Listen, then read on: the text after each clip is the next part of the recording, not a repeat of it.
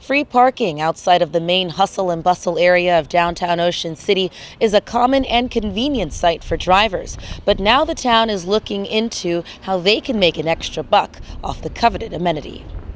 Below 12th Street in the heart of downtown Ocean City, you'll be hard-pressed to find free parking steps away from the boardwalk during the summer season.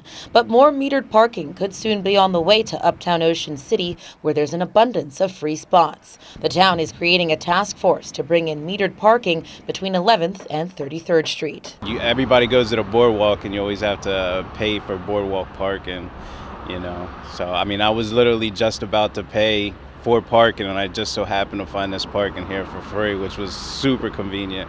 Visitors in Ocean City today say the potential problem isn't just paying for more parking, it's the constant shuffling around to avoid getting a ticket. I'd probably be paying for Uber instead of moving my car, paying for parking every day.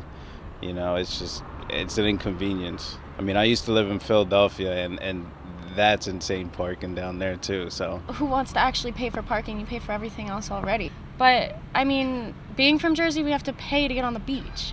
So to pay to park, it's not too big of a deal for me personally, just because I don't have to pay to get on the beach here. The town is considering including the extended metered parking project on next year's budget. The potential revenue projected is over $570,000 from as many as 444 new metered parking spaces.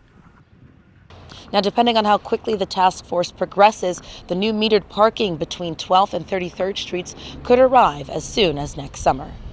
In Ocean City, Nicole Lee Denado for WRDE Delmarva Zone, NBC Station.